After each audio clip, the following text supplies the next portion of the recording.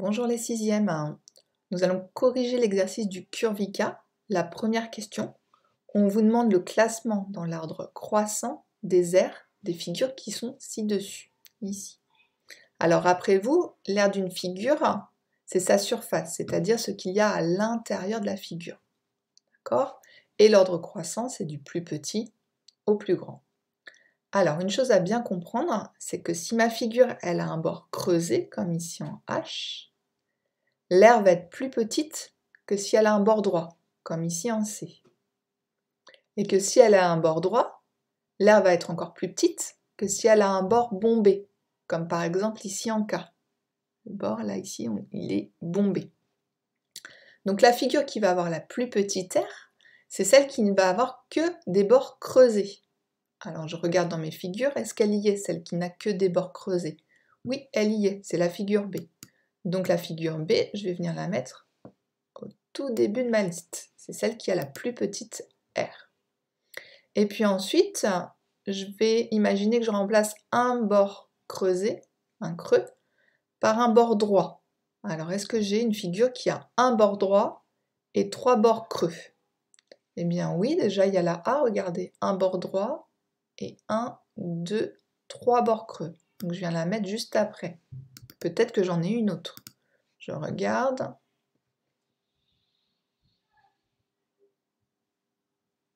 Non, j'en vois pas. Donc je continue, la figure suivante, c'est celle qui va avoir cette fois-ci 2 bords droits et 2 bords creux. 2 bords droits et 2 bords creux. La D convient.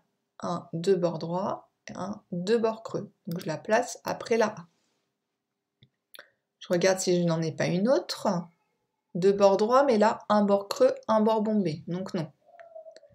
Celle-ci, 2 bords droits et 2 bords creux. La L a la même surface, la même aire que la D, puisqu'elles ont toutes les deux 2 bords droits et 2 bords creux.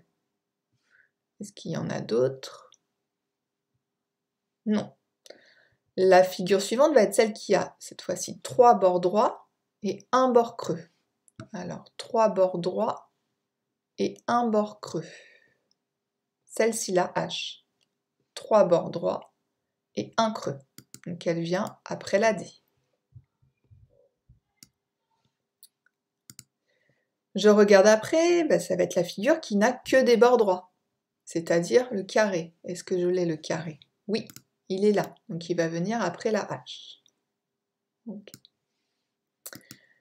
Ensuite, je vais regarder un peu plus en détail les figures qui me restent. Par exemple, il me reste la E. La E, il y a encore une petite chose à bien comprendre. Elle a 2 bords droits, elle a un creux et un bord bombé. Ce qu'il faut comprendre quand on compare des aires, c'est qu'on a le droit de découper certaines parties de la figure et de les déplacer. Je peux découper mon bord bombé ici et l'amener dans le creux qui est là. Si je fais ça, je me retrouve avec une figure qui n'a plus que des bords droits. Vous comprenez là? Le bombé qui est là, je viens le mettre dans le creux qui est là. Et je me retrouve avec la figure qui n'a que des bords droits, le carré. Donc la figure E, elle a la même surface que la figure C. Même niveau, ici. D'accord?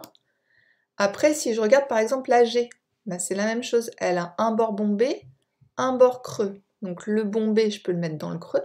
Et ça me fait 1, 2, 3 bords droits et un creux. 3 bords droits et un creux, c'est comme la H. 3 droits et un creux. Donc la G, je peux la mettre au même niveau, je vais la mettre au même niveau que la H. D'accord? Ensuite, il me reste ces 4 là. Alors, je les regarde un peu plus en détail et je fais le même raisonnement. Par exemple, la F, un bord bombé, un creux. Donc je mets mon bord bombé dans le creux, ça me fait 1, 2, 3 bords droits, un bord bombé. Donc ça va être plus grand que la C qui n'a que des bords droits. Donc la F, elle va venir après la C. Je continue, la I.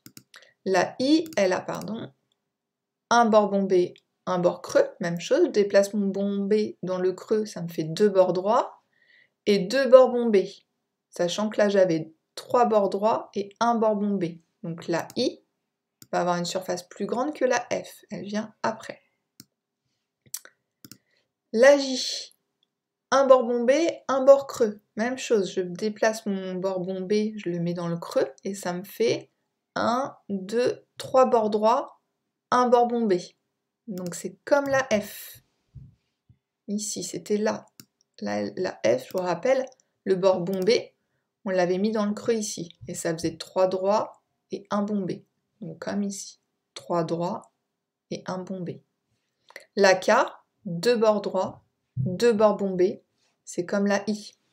Donc la K, elle vient ici. Voilà, j'espère que vous aviez trouvé la bonne réponse.